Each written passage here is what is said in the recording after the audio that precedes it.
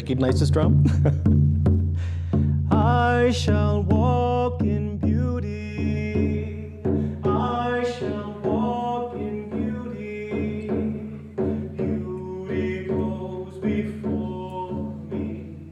Beauty goes behind me.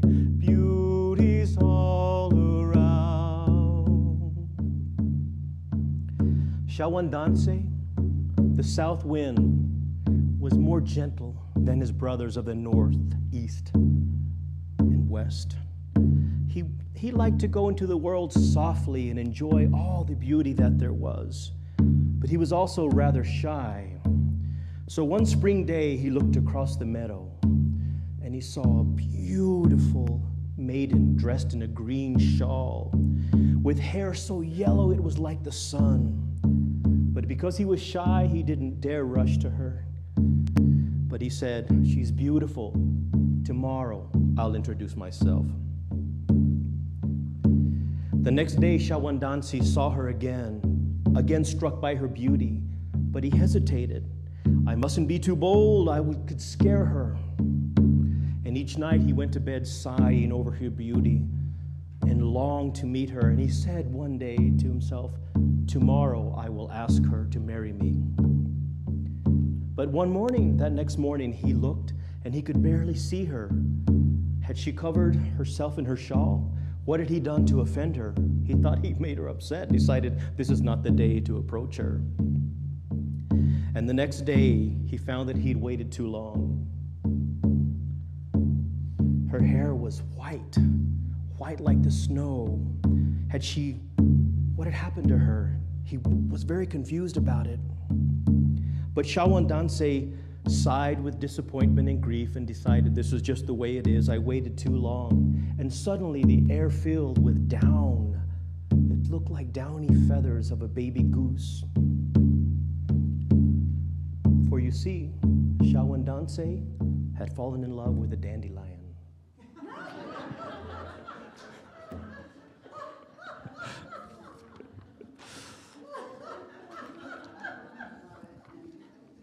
Someone for everyone.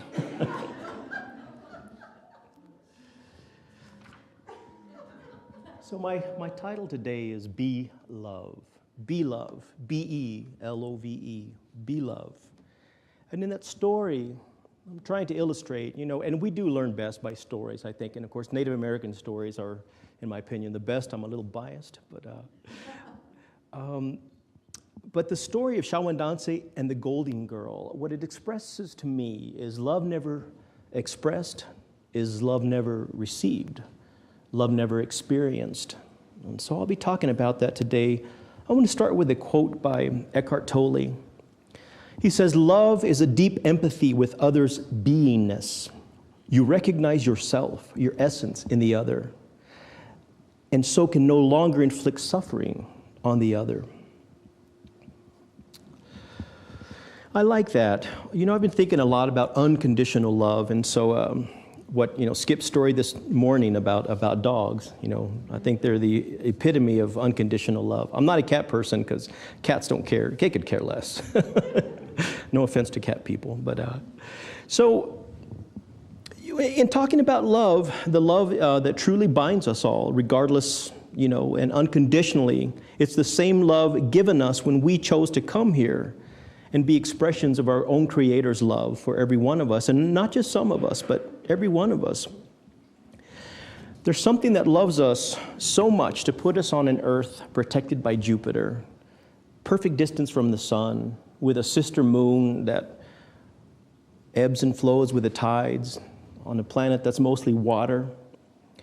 The fact that 10 million cells are created 10 million cells, that's a lot of cells, each second are created in your body to replace the 10 million cells that you just lost. So when I think about those kind of functions that are happening in my body without me ever having to even do anything, you kind of have to, either you decide that something loves you so much that there's a power, a supreme, divine, spirit, God, whatever you wish to call it, however you connect with it, that is making those things happen so that you can be here to express the perfection. In his book that I read by Dr. Joe Dispenza, you guys know who he is? Dr. Joe Dispenza, he was in the movie What the Bleep Do We Know? He was the one that gets up and he creates his day every single day. Well, he started doing that. He's a chiropractor. He started doing that because he was in a horrific accident. He was in a triathlon and it crashed with a big truck that hit him on the California coastal highway. And when it hit him, it left his spine shattered, left him paralyzed, and all of his doctor friends said, you're never going to walk again, Joe. And he refused to accept that. He refused to believe that because he knew as a chiropractor, like I know as a massage therapist, the body that makes the body heals the body. The body that creates the power, that creates the body can also heal the body. So he spent about 6 hours every day. He was in traction. He was in one of those things that have to turn you over. He spent every day recreating his spine mentally. And as soon as he would get distracted, he'd go right back to it, do it all over again. That took an incredible amount of discipline. And he vowed, he said, if I come out of this healed, I am going to dedicate the rest of my life to telling other people about how I did it. So he went on a quest for 2 years. He went all around the world, found people who had spontaneous healing. Spontaneous, not necessarily being like overnight, but they had healed themselves. He found that there were 4 pillars in common with every one of those people that had healed themselves from, just accidents, cancer, debilitating illnesses, terminal illnesses. And the beliefs they all had in common, there were 4 of them. One was a belief in a higher self, the innate intelligence that made the body, that could also heal the body if you access it.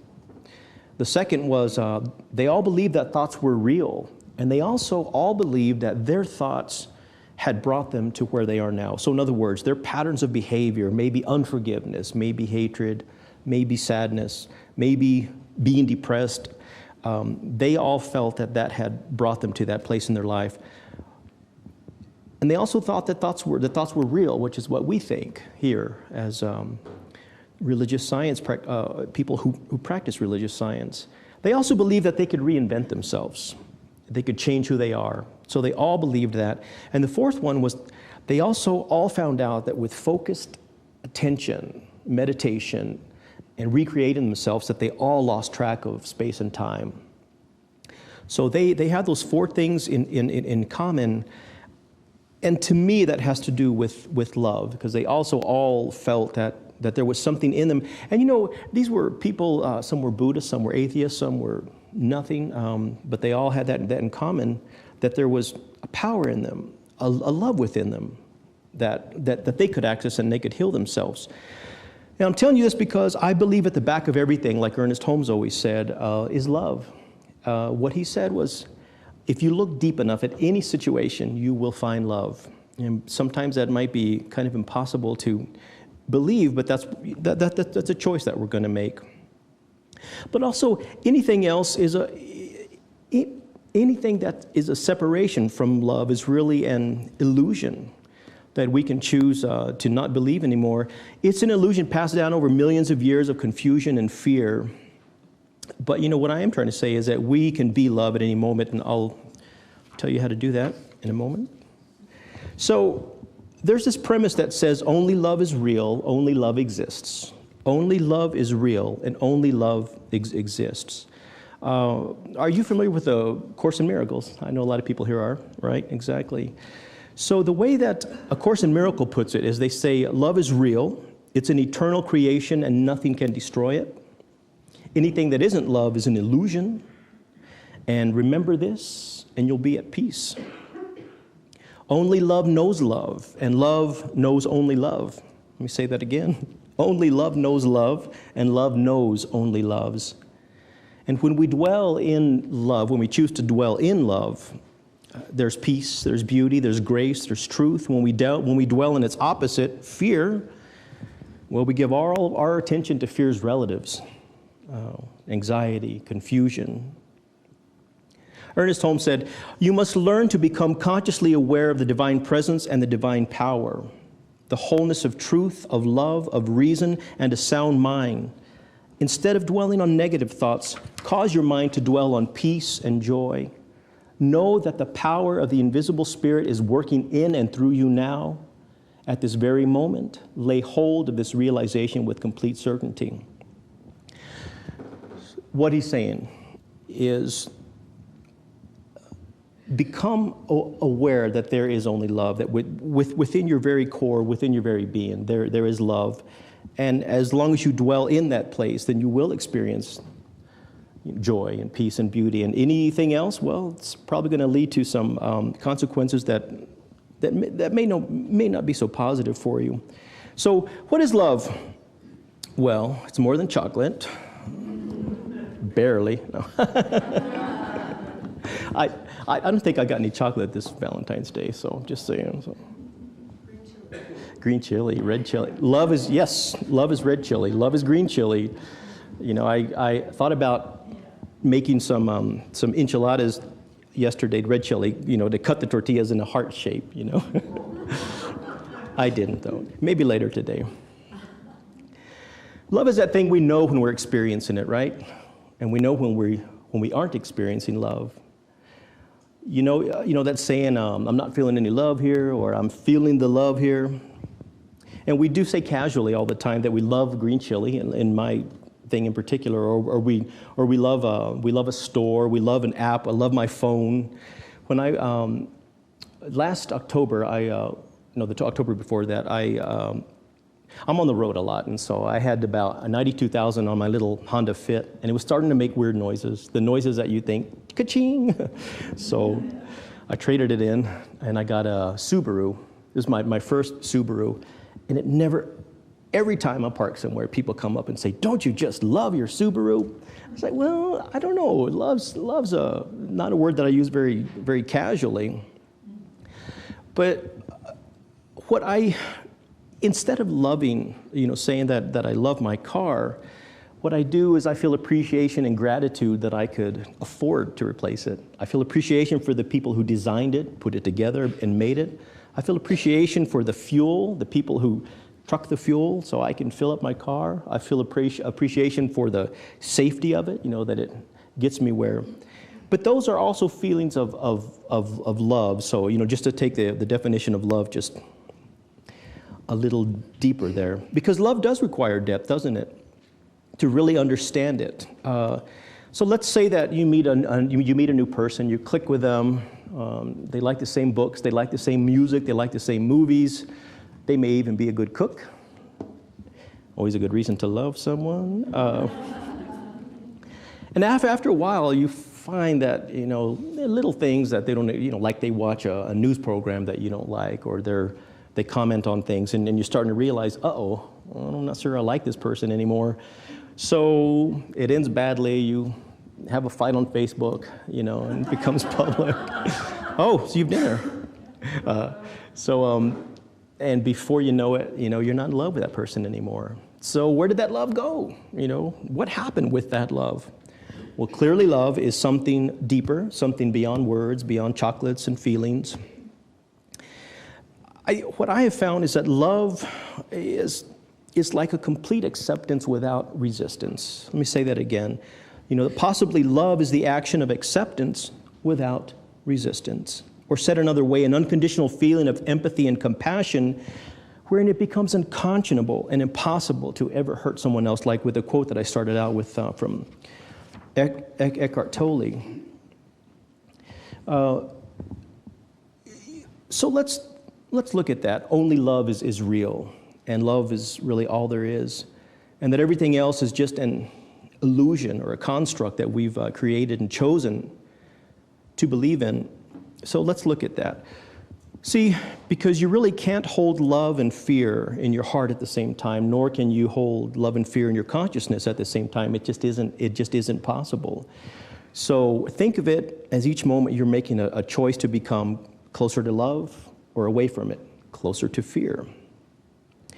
In a Course in Miracle, it talks about every decision that you make is a choice between a grievance or a miracle. Now, the word, miracle can be thrown around kind of lightly, but what that means, what they're talking about, the miracle simply being a change in your perception. I learned years ago, after studying Ernest Holmes and quite a few other people, that when I was in a time of challenge or stress, I would have to say to myself, I'm willing to see this differently. So try that in this coming week. If you have a conflict or if you have some kind of situation that is particularly challenging, just say, I am willing to see this differently. And that shift is the miracle, either the grievance or the miracle. So the grievance being I'm in a bad mood, someone cut me off or owe too much on my taxes or that kind of thing. But you make that shift. In her book, A Return to Love, Marianne Williamson says, love casts out fear the way light casts out darkness. And that shift is from fear to love. That shift, that's the miracle. It's the remembrance that with each experience there is a chance to really return to love. And by returning to love, it's not that you're going to fix everything on the earthly plane, but it addresses where the real problem is actually happening, which is at the level of consciousness. It might be helpful to think of your life as a computer screen. And you say you'll have your life as a computer screen. You don't like what's up there. You think, how do I get rid of this? Well, you can't rub it off, can you? So what you have to do, you have to turn it off. You have to reboot. You have to, actually reboot. And that's the privilege that we have as conscious beings. Because cause is effect, thought is cause and experience is effect. I'll say that again. Thought is cause, and experience is the effect of that.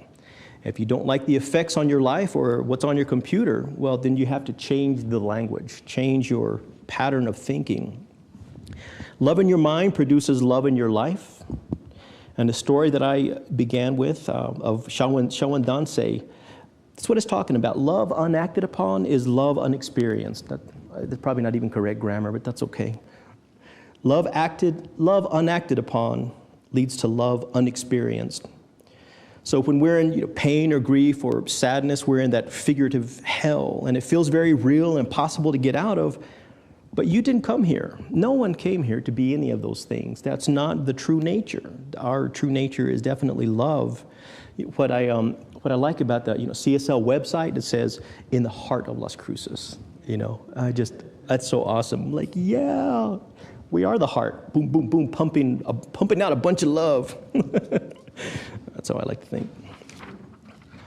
Adam and Eve, they were happy at one time, and then they ate of the tree of knowledge of good and evil. What that means, they learned how to judge. They learned how to say, that's bad and that's good. When we were children, we were probably really, really happy too, until people taught us to also judge. And some of us spend our entire life trying to get back to that. And that's why, in our daily language, when we use the word hate, I've actually banished that word. I don't ever say that I hate this and I hate that. The reason is because I feel every time you say that, it's like you're closing the doors to your heart just a little bit more. I'm going to love you, but not you. I love you, but I hate you. It's just not possible. So we have to make the choice from fear to love. Every single time we're presented with a situation, you have to learn to forgive people, love yourself, love them. The way I put it, open the shutters of your heart and bask in the gift of life, of love. And you'll radiate so much that people will say, what's the matter with you? Are you on drugs? And you say, yeah, baby, I'm plugged into love. Then they slowly walk away. But invite them here. Let me give you an example. Two years ago, I was on tour. I tour a lot. I'm on the road, and I had 3 days off out by Asheville, North Carolina. So I went to this campground over in Tennessee, and I stayed there for 3 days, and it rained all 3 days. But so I was there, and I was hanging around just this new group of guys that I had met, and somehow the subject of Paula Deen came up. And, because it was just at the time when she had been accused of some unkind racial issues. So So they were talking about it, and I don't know what happened, but they just started going on a rant, and they started using the N-word, and they were saying, you know, well, blah, blah, blah, welfare this, and I was like, whoa. And I thought, wait a minute, Randy, you have training. So what I did is, you know, I went inside a little bit, and I was quiet, as they were just, you know, they were just getting really worked up. So I said, you know, and they looked at me. I'm surprised they didn't start saying the Native American word. Anyway, so they looked at me, and I said, you know, I just got to say, it's so beautiful here. I can't believe how green it is here. There was a stream running through. I said, in New Mexico, where I'm from, we don't even have this kind of greenery. This campground would be a national forest if it were in New Mexico, you know. And I said, it's just so beautiful. I just feel really lucky to be here and to have met all of you. I just want to say that I appreciate all of you welcoming me so much. So they softened a bit. And what I did is I shifted from the grievance to the miracle. And I knew by expressing gratitude for something, which is one of the relatives of love, that I could somehow, I mean, I was hoping, I didn't know, but I was hoping. And they all sat back and kind of softened up, and we started, you know, just having a good time again. But that shift is exactly what I'm talking about. That shift, you know, from fear to love is always available to us. It just takes some presence. And like the Oregon Mountains, you know, the way that the sun comes over the Oregon Mountains every single day, and a beautiful azure sky that we have. I mean, look at Boston. Why do people live there? Gosh, you know. What's the matter with you? Leave. Go to Arizona. No. So, you know, I go for a walk in the mornings, and I look at that, and what I try to do is, you know, I try to remember that each day that the sun is coming up, it's overtaking the darkness. But the darkness is still there, isn't it? You know, if we had an eclipse of the sun, guess what? It would be dark again. So there's always that darkness behind the shining sun, just like within us. There's always that fear that's present. But by overcoming that, by choosing love, by choosing the sunshine, choosing to radiate like the sun, you can make that return to love, and you can choose to be love. And it really is a choice at any given mountain. And like the Oregon Mountains withstand the wind and the rains and stray missiles, well, what we have to try to do, you know, it's doing that, and it's not moved by any of it. You know, if you want to know patience, look at a mountain. So what we have to do is somehow become the mountain within the mountain, you know, with love at our very core, at our very being. And with that knowledge, we can face anything, we can handle anything, we can choose to be love, but you have to be patient with yourself, you have to be stalwart, you got to be vigilant. And so it is. Thank you.